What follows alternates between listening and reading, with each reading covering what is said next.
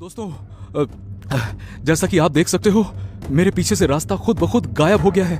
मैं जानता हूं दोस्तों कि मेरी ये बात आपको अजीब लगेगी, लेकिन मेरा यकीन कीजिए, मैं बिल्कुल सच कह रहा हूं। मुझे अब खुद नहीं पता कि मैं वापस कैसे जाऊंगा। इस वक्त मुझे वाकई बहुत डर लग रहा है। हे भगवान, हे भगवान, हे भगवान, मुझे यहाँ अंदर आना ही नहीं चाहिए था। अब मैं क्या करूं? हाँ, मैं मोबाइल से किसी को कॉल करता हूं। हाँ। नैनीताल एक ऐसी खूबसूरत जगह है जहां की वादियां हर वक्त प्यार में डूबी रहती हैं। देश विदेश से लोग यहां पे सैर करने के लिए आते हैं ताकि वो अपने साथ कुछ प्यारी यादें ले जा सकें। आर्यन, जो कि 22 साल का एक युवा लड़का था, छुट्टियां मनाने नैनीताल पहुंचा। आर्यन दरअसल एक व्लॉगर था। जगह जगह घूमना और उसे शूट करके यूट्यूब पे डालना उसका शौक भी था और पेशा भी। हेलो दोस्तों, मैं इस वक्त हूं इंडिया के सबसे खूबसूरत शहरों में से एक नैनीताल में, और मैं आपको बता नहीं सकता कि यह शहर कितना सुंदर है। आप खुद एक बार मेरे कैमरे की नजर से इस जगह का नजारा देखकर अंदाजा लगा लीजिए। रुको मैं दिखाता हूं। ये देखो, ओए होए होए होए। और हाँ, उधर उस पहाड़ के पीछे एक घना जंगल है। अगले एपिसोड में मैं उस जंगल के अंदर जाकर आपको लाइव दिखाने वाला हूं। तब तक के लिए गुड बाय, टेक केयर। हो चलो, आज का एपिसोड तो शूट हो गया। अब उस पहाड़ के पीछे के जंगल को कल शूट कर लूंगा। एक्चुअली क्यों ना उसे आज ही शूट कर लूं तो? हाँ चलो, let's move. Wow, just wow wow wow wow. आज तो बहुत मजा आने वाला है। अमेजिंग। चलो, अच्छी बात यह कि आसपास कोई भी नहीं है, तो शूटिंग में कोई भी डिस्टर्ब नहीं करेगा। चलो अंदर चलते हैं। दोस्तों, ये है वो घना जंगल जिसके बारे में मैंने आपको लास्ट एपिसोड में बताया था। और मैं जैसे जैसे अंदर जा रहा हूं, सूरज की रोशनी कम होती जा रही है और अंधेरा बढ़ता जा रहा है। मैं धीरे धीरे आगे। ये क्या है? अरे बाप रे, बच गए। ये तो काला नाग लग रहा है। वाह, इतने नजदीक से मैंने ब्लैक कोबरा को कभी भी नहीं देखा है। आप खुद ही देख सकते हो इस कैमरे में। आर्यन अपने कैमरे से पूरे जंगल में घूम घूम कर शूट करने लगा। वैसे तो जंगल में कई लोग आते ताकि वो कुछ खूबसूरत पलों को कैद करके लौट सकें, लेकिन कभी कभी लौटना कुछ लोगों की किस्मत में नहीं होता। चलते चलते आर्यन की नजर अचानक से बाएं तरफ जाती है, एक कच्ची सड़क पर, जो कि बहुत ही पतली थी। उस सड़क से कोई जा न सके, इसके लिए उस रास्ते को कांटेदार तार से घेर दिया गया था। आर्यन उत्सुकतावश उस रास्ते के पास गया।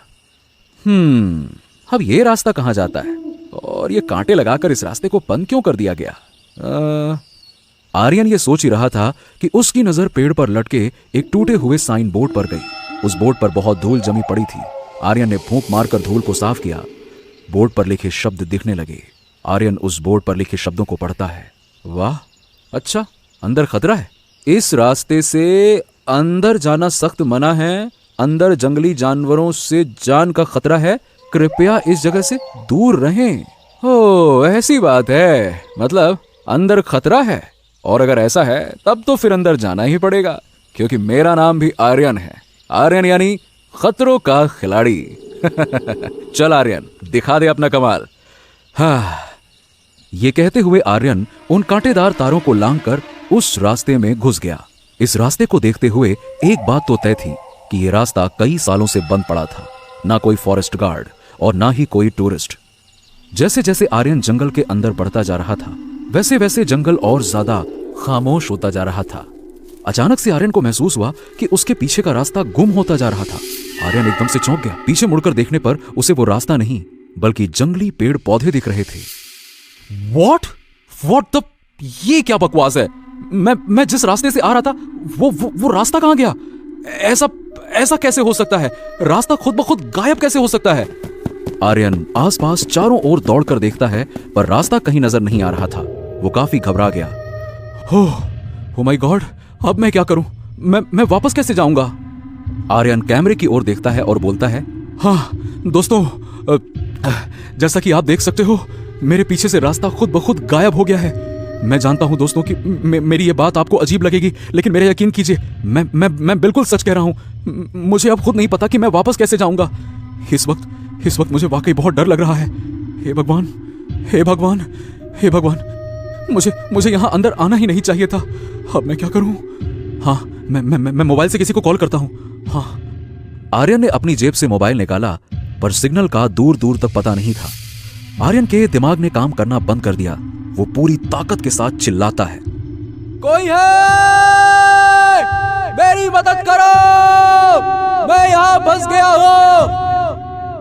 आर्यन की आवाज वापस लौट कर आ गई। उसके चिल्लाने से अचानक जंगल में कई तरह के जानवरों की आवाजें आने लगी। वो खामोश जंगल अचानक से जाग उठा। आर्यन हताशा में फिर से चिल्ला उठा, कोई है?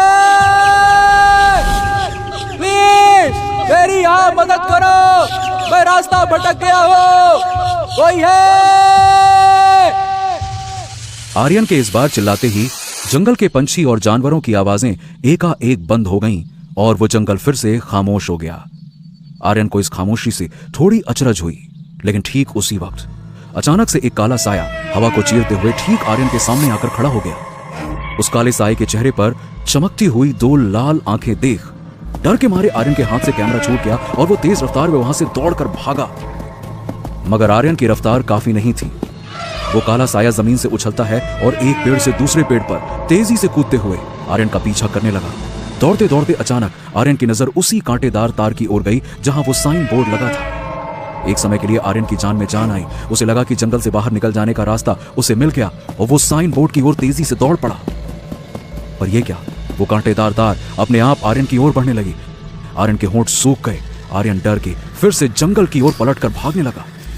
वो कांटेदार तार तेजी से आर्यन के पैरों की ओर लपके और उसके पैरों को जोर से बांध दिया। दर्द से आर्यन की कराह उठी। यह सब उस काले साये की शक्ति से हो रहा था। घिसटाते हुए कांटेदार तारों ने आर्यन को एक पेड़ से बांध दिया। आर्यन पूरी तरह से बेबस हो चुका था। काला साया ठीक उसके सामने आकर खड़ा हो गया। काले साये ने गुर्राते हुए भारी आवाज में कहा, यहाँ पर क्यों आए हो? अब तुम्हें मरना ही होगा। आर्यन गिड़गिड़ाने लगा, देखो, आई डोंट नो, मतलब मैं नहीं जानता कि तुम कौन हो, लेकिन प्लीज मुझे छोड़ दो। आखिर मेरी उम्र ही क्या है? प्लीज प्लीज मुझे छोड़ दो। मैं यहाँ कभी वापस नहीं आऊंगा। प्लीज प्लीज मुझे छोड़ दो। उस काले साये ने धीरे से अपने दोनों हाथ ऊपर उठाए और फिर एकदम से नीचे झटक दिया। कांटेदार तार आर्यन के बदन के अंदर तेजी से धंसते गए और देखते ही देखते आर्यन का बदन दो टुकड़ों में कटकर जमीन पर गिर गया। आर्यन की आखिरी चीख उठी और फिर जंगल ऐसा खामोश हुआ मानो दुनिया के नक्शे पर उस जंगल का नामो निशान भी ना हो। काठ गोदाम रेलवे स्टेशन के बाहर देविका, उसकी सहेली लीला और उसका बॉस नारायण टैक्सी का इंतजार कर रहे थे। देविका के पास दो बैग थे। देविका, तुम्हारी जिद की वजह से ही हमें इतनी दूर आने के लिए फ्लाइट की जगह ट्रेन में आना पड़ा। आई डोंट नो, तुम हमेशा ट्रेन से ही सफर क्यों करती हो?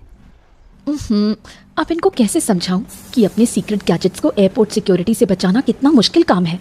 कुछ नहीं सर, वो एक्चुअली मुझे एरोफोबिया है ना, फ्लाइट के अंदर चक्कर आने लगते हैं, इसलिए मेरे लिए ट्रेन ही ठीक रहेगी। और मुझे पहाड़ों में चक्कर आने लगते हैं। ओह अच्छा, एक बात बताओ देविका, एक दिन के रहने के लिए ये दो बैग लाने की क्या जरूरत थी भाई? सर, इसके एक बैग में तो बस मेकअप का ही सामान है। ओह कम ऑन लीला, कुछ भी मत बोलो, जैसे कि तुम मेकअप करती ही नहीं हो। Okay okay okay okay, cool down, तुम दोनों लड़ो मत। और ये ड्राइवर कहाँ मर गया? कहाँ? हाँ, वो रहा। देविका, लीला और उसका बॉस नारायण स्टेशन से नैनीताल के लिए रवाना हो गए। कार के अंदर बैठते ही देविका गहरी सोच में डूबी हुई थी। वैसे तो नैनीताल देविका पहली बार आई थी, लेकिन उसे बार बार ऐसा लग रहा था कि इस जगह से या तो उसका कोई पुराना नाता है या कोई नाता जुड़ने वाला है। चलो भाई, अभी तो सबसे पहले अपने अपने रूम में जाओ और फ्रेश हो जाओ। आज के डिनर पर कल की स्पीच हम डिस्कस कर लेंगे। ओके चलो। ओफोफोफो, ये गेस्ट हाउस भी पहाड़ के ऊपर बनाया गया है। अब इन लोगों को क्या बताऊं कि घाटियां देखते ही मेरी हालत पतली हो जाती है। पता नहीं साइबर सिक्योरिटी पर सेमिनार इन लोगों को नैनीताल के पहाड़ों में क्यों रखना था। खैर। देविका अपने कमरे में घुसते ही कमरे का दरवाजा झट से बंद कर लेती है और अपना एक बैग खोलती है। उस बैग में देविका के स्पेशल गैजेट्स जैसे स्पेक्ट्रल रीडर, ईएमएफ स्कैनर और एक सुपर स्मार्ट रिस्ट बैंड भी था। देविका उन्हें कमरे के अलमारी में रखकर लॉक कर देती है। मैंने सुना है कि पहाड़ों पर कई सारी आत्माएं भटकती हैं। अगर वाकई ऐसा है तो आज मुझे आसपास कोई ना कोई आत्मा जरूर मिलेगी। अंधेरे में ये गैजेट्स किसी भटकती हुई आत्मा को जरूर ढूंढ लेंगे। ये कहते हुए देविका शावर लेने बाथरूम में चली गई। सूरज पहाड़ों के पीछे ढल चुका था और अंधेरा धीरे धीरे वादियों में पसर रहा था। गेस्ट हाउस के पीछे से एक पतला दरवाजा धीरे से खुलता है। देविका बिना कोई आवाज किए बाहर निकलती है। देविका अपनी हुडी को टाइट करती है और गेस्ट हाउस के पीछे की ओर चलना शुरू करती है। देविका एक छोटे से जंगल की ओर बढ़ रही है। गेस्ट हाउस के पीछे का रास्ता ज्यादा लंबा नहीं था। थोड़ी दूर पर देविका को एक छोटा सा जंगल दिखा। वो जंगल की तरफ चलने लगी। जंगल में घुसने से पहले देविका ने अपना स्पेशल रिस्ट बैंड ऑन किया और ग्रीन लाइट ब्लिंक करने लगी। उसके बाद देविका ने फ्लैश लाइट ऑन किया और अंदर घुस गई। ब्यूटीफुल, काफी इंटरेस्टिंग जगह है, रहस्यमय भी और खूबसूरत भी। पहाड़ी जंगलों में कुछ तो बात है। देविका काफी एक्साइटेड थी और वो जंगल के अंदर धीरे धीरे बढ़ने लगी। उसे उम्मीद थी कि आज उसका किसी न किसी से तो सामना होने वाला है। और ठीक उसी वक्त उसके रिस्ट बैंड पर ब्लिंक करती ग्रीन लाइट एकदम से रेड कलर की हो गई। रेड लाइट, इसका मतलब है कि इस डायरेक्शन में आगे कोई है। अगर ऐसा है तो आज बहुत मजा आने वाला है। चल Devika, the mission is on. ये कहते हुए देविका ने अपना दूसरा गैजेट ऑन किया, जिससे वैसी आवाजें भी सुनी जा सकती हैं जिन्हें हमारा कान नहीं सुन सकता। अचानक देविका के एक गैजेट से कुछ आवाज आई। ईवीपी रिकॉर्डर ऑन करती हूँ। इसके जरिए मैं आत्मा की बात रिकॉर्ड कर सकती हूँ और उससे बात भी कर सकती हूँ। देविका ने जैसे ही उस मशीन को ऑन किया, कुछ ऐसी आवाजें आने लगी जैसे कोई औरत कुछ बोल रही हो। हालांकि उस औरत की आवाज साफ नहीं थी। हेलो हेलो हेलो, कोई है? हेलो। ये आवाज तो किसी औरत की है, यानी आसपास किसी औरत की आत्मा मौजूद है। मुझे ये रिकॉर्डर उसके करीब ले जाना होगा ताकि उसकी आवाज साफ साफ सुन सकूं। देविका जिस दिशा से आवाज आ रही थी उस तरफ बढ़ गई। धीरे धीरे उस औरत की आवाज साफ सुनाई पड़ने लगी। क्या कहा? एक बार मेरे सामने तो आओ, जान से मार डालूंगी तुम्हें। ये आवाज उस पेड़ के पीछे से आ रही है। वो आत्मा वहीं पर है। देविका बेहद सावधानी के साथ दबे पांव धीरे धीरे उस पेड़ की तरफ बढ़ती है। पेड़ की तरफ पहुंचते ही देविका अचानक से चौंक गई और दूसरी तरफ से एक औरत के चीखने की आवाज आई। लीला। देविका, यहाँ क्या कर रही हो तुम? वो मैं तुम्हें ही खोज रही थी। बॉस डिनर के लिए बुला रहे हैं। क्या यार, तुमने तो डरा ही दिया। मैंने डरा दिया? जंगल में इस वक्त अकेले क्या कर रही हो तुम? और ये किसको मारने की बात कर रही थी? ओहो, अरे अंदर गेस्ट हाउस में नेटवर्क नहीं मिल रहा था ना बाबा, तो मैं बाहर आई और बात करते करते इस तरफ आ गई। और मैं अपने बॉयफ्रेंड रोहन से बात कर रही थी। मैं तो बस प्यार से कह रही थी कि एक बार सामने आओ तो जान से मार दूंगी। उसने मुझे 2 घंटे से फोन ही नहीं किया था। तुम भी ना। और ये तुम्हारे हाथ में क्या है? क्या हाथ में? ये कुछ नहीं, बस ऑडियो रिकॉर्डर है। सोचा जंगल में पंछियों की आवाज रिकॉर्ड करूंगी। खैर जल्दी चलो, बॉस गुस्सा कर रहे हैं। कल सेमिनार में स्पीच भी तो देनी है ना। लीला और देविका गेस्ट हाउस की ओर लौट गए। देविका को आज निराशा जरूर हुई, मगर हर निराशा के पीछे एक आशा छुपी होती है। देविका भी जानती थी कि आज नहीं तो कल उसका सामना किसी न किसी आत्मा से जरूर होगा। नैनीताल की वादियों में एक और खूबसूरत सुबह हुई। देविका, लीला और उनके बॉस नारायण सेमिनार हॉल में पहुंच गए थे। आज के जमाने में आपका डेटा ही आपका पैसा है और इस पैसे यानी कि अपने डेटा को सेफ रखना ही हम सबकी जिम्मेदारी है। हैकर्स का अटैक दिन ब दिन और बड़ा होता जा रहा है। हैकर्स का क्या है, वो तो हैकर क्या कर लेगा? यहाँ तो मोबाइल में टावर ही नहीं है। सुबह से अपने रोहन से बात ही नहीं हुई मेरी। देविका लीला की बात सुनकर मुस्कुरा देती है। तभी देविका का रिस्ट गैजेट हल्के से बीप करता है। देविका तुरंत ब्लूटूथ ईयरफोन अपने कान में लगा लेती है और गैजेट पर एक पुश नोटिफिकेशन फ्लैश होता है। New suspect paranormal death, victim Aryan Rawat. Devika के फोन पर एक न्यूज फ्लैश होती है। नैनीताल के एक जंगल में आज सुबह एक और लाश 2 टुकड़ों में मिली। पुलिस के कहने के मुताबिक यह किसी जंगली जानवर का हमला है, लेकिन वहां के गांव वाले और आदिवासियों का कहना है कि यह किसी प्रेत आत्मा का काम है। यह चौथी बार है जब इसी जंगल में कोई मौत इस तरह से हुई है। देविका तुरंत अपना गैजेट बंद कर देती है। उसकी आंखों का एक्सप्रेशन बदल जाता है। क्या हुआ? सब ठीक है? हाँ, यस, सब ठीक है। वो माँ का फोन आ गया था।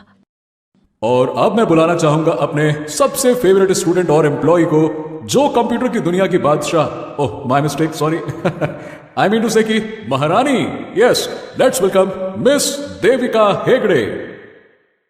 अरे ये लड़की हमेशा टाइम पर ही धोखा देती है।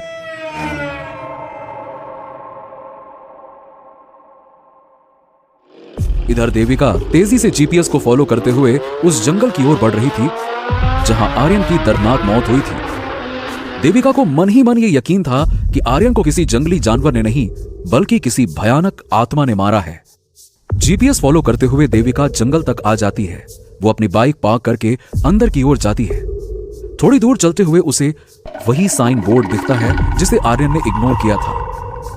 जंगल के अंदर थोड़ी देर चलने के बाद उसका ईएमएफ सेंसर गैजेट आवाज करने लगता है। इस बार मैं धोखा नहीं खा सकती। इस बार इस जंगल में वाकई कोई है। देविका जैसे जैसे आगे बढ़ रही थी जंगल का तापमान गिरता जा रहा था। देविका को अचानक से ठंड लगने लगी।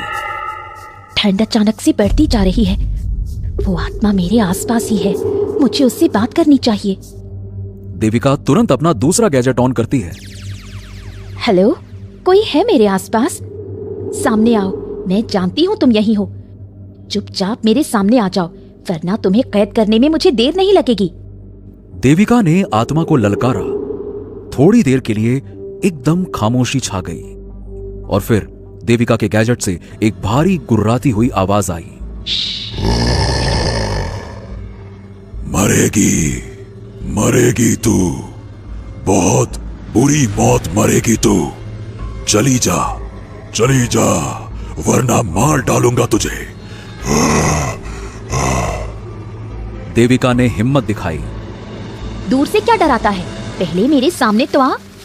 अचानक पेड़ में हलचल हुई। सारे पत्ते हिलने लगे। जंगल के जानवर और पंछी चीखने लगे। शोर इतना तेज था कि देविका ने अपने कान बंद कर दिए और ठीक उसी वक्त वो काला साया अपनी बड़ी बड़ी लाल आंखें फाड़े देविका के चेहरे के सामने खड़ा हो गया। थोड़ी देर देविका की आंखों में घूरने के बाद काले साये ने अपना मुंह फाड़ा और जोर से दहाड़ मारी। उसकी तेज दहाड़ और नुकीले दांतों को देखकर देविका भी थोड़ा घबरा गई। पूरा जंगल एकदम खामोश हो गया। देविका ने फुर्ती से एक छोटा सा गैजेट बाहर निकाला और बटन दबा दिया। गैजेट से एक बिजली निकली और सीधा उस काले साये से टकराई। काला साया बिजली के झटके से टकराकर दूर गिर गया। सीधे तरीके से मान जाओ, वरना मेरे पास और भी तरीके हैं। ये कहते हुए देविका ने अपना ब्रह्मास्त्र यानी कि आत्मा को कैद करने वाली मशीन निकाली और बटन दबा दिया। मशीन से लेजर लाइट काले साये की ओर निकली, पर इससे पहले कि वो लेजर लाइट काले साये को कैद कर पाती, वो उछलकर देविका के पास आ गया और एक झटके में उसकी मशीन को चकनाचूर कर दिया। देविका को काले साये की शक्ति पर यकीन ही नहीं हुआ। अब बारी काले साये की थी। उसने इशारा किया और कटीले तारों ने देविका को पेड़ से बांध दिया। मरने के लिए तैयार हो जाओ। देविका ने हार मानते हुए अपनी आंखें बंद कर ली। देविका की सांसें तेजी से चल रही थीं। काले साये ने अपने दोनों हाथों को उठाया और आखिरी वार करने को तैयार हो गया, पर तभी पत्तों के खड़खड़ाने की आवाज आई। काले साये ने चौंक कर इधर उधर देखा तो दूर अंधेरे में कोई खड़ा था। देविका ने भी अपनी आंखें खोली और एकटक देखने लगी। हल्के अंधेरे में से एक आदमी बाहर आया और उजाले में आकर खड़ा हो गया। वो शख्स कोई और नहीं बल्कि देव था। देविका देव को देखकर हैरान हो गई। तुम जो कोई भी हो, इसे छोड़ दो। तुम चाहो तो इस लड़की के बदले मुझे मार सकते हो। काले साये की भयानक आंखें चमक उठी। वो एकदम से देव की ओर झपटा। देव पहले से चौकन्ना था। उसने फुर्ती से अपना फैंटम कॉर्ड्स वाला पेंडेंट काले साये के ठीक सामने रख दिया। वो पेंडेंट बहुत तेजी से चमकने लगा। काले साये की लाल आंखें चौधिया गईं। उसकी सारी शक्तियां उस पेंडेंट के सामने शिथिल पड़ गईं। वो अब पूरी तरह से सम्मोहित हो चुका था। देव पहले देविका की ओर जाता है और उसके बंधन खोलता है। तुम ठीक हो? देविका को इस अजनबी फरिश्ते के बारे में कुछ नहीं पता था। वो बस उसे टकटकी लगाए देखती रही और अपना सिर हिला दिया। देव उस काले साये के पास आया। कौन हो तुम? अपने बारे में बताओ। वो काला साया अपने असली रूप में आया। मेरा नाम रतनलाल है। किसी जमाने में मैं पास के गांव में अपने छोटे से परिवार के साथ रहा करता था। बीवी बच्चों के साथ मेरी जिंदगी बड़े आराम से चल रही थी। बहुत ही साधारण जीवन जी रहे थे हम लोग। पर जो भी था, हम अपने जीवन में खुश थे। मैं अक्सर इस जंगल में आया करता था लकड़ी काटने के लिए, और उसी लकड़ी से हमारे घर का चूल्हा जलता था। सब कुछ ठीक चल रहा था कि एक दिन जाने कहां से दो मनहूस इस जंगल में आए। मुझे पता चला कि वो दोनों शिकारी थे। रात में वो चुपके से भालू का शिकार करते और उसे तस्करों के हाथों बेच देते। मैंने ये बात गांव वालों को बताई, पर डर के मारे कोई भी आगे नहीं आया, क्योंकि उनके पास बंदूकें थीं। हम इस जंगल को अपनी मां मानते हैं और यहां के पशु पक्षियों को अपने परिवार की तरह ही मानते हैं, और ऐसे में अगर हम इनकी रक्षा नहीं करेंगे तो और कौन करेगा। फिर क्या था, एक दिन मैं उनके सामने सीना तान कर खड़ा हो गया और कहा कि यहां से लौट जाओ अपने शहर, वरना मुझसे बुरा कोई नहीं होगा। जवान था और सीधा साधा भी।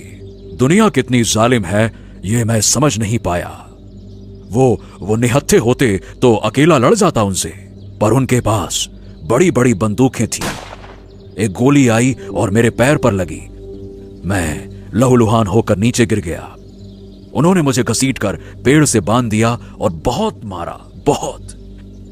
मैं भीख मांगता रहा, मैं दर्द से चिल्लाता रहा, रहम की भीख मांगता रहा कि मुझे छोड़ दो, छोड़ दो। अपने बीवी और बच्चों की दुहाई भी दी, लेकिन उन लोगों ने मेरी एक भी नहीं सुनी। उनके पास एक तलवार भी थी। उस तलवार से उन्होंने मुझे काट कर वहीं मार डाला। 3 दिन तक मेरी लाश 2 टुकड़ों में वहीं पड़ी रही। बाद में मेरी लाश को जंगली जानवर घसीट कर ले गए। पुलिस कहती रही कि मुझे किसी जंगली जानवर ने मारा है, पर गांव वालों को एहसास था कि मुझे किसने मारा है। किसी ने कुछ नहीं कहा, सब शांत रहे, और मैं प्रेत बनकर इस जंगल में भटकता रहा। तब से यहां जो भी आता है उसे शिकारी समझकर मैं मार डालता हूं। देव रतनलाल के दर्द को समझ सकता था। उसने सहानुभूति के साथ कहा, रतनलाल, देखो, इसमें कोई दो राय नहीं कि तुम्हारे साथ बहुत ही बड़ी नाइंसाफी हुई है। तुम्हारा गुस्सा जायज भी है, लेकिन मैं तुम्हें अपना बदला लेने के लिए किसी निर्दोष की हत्या करने नहीं दे सकता।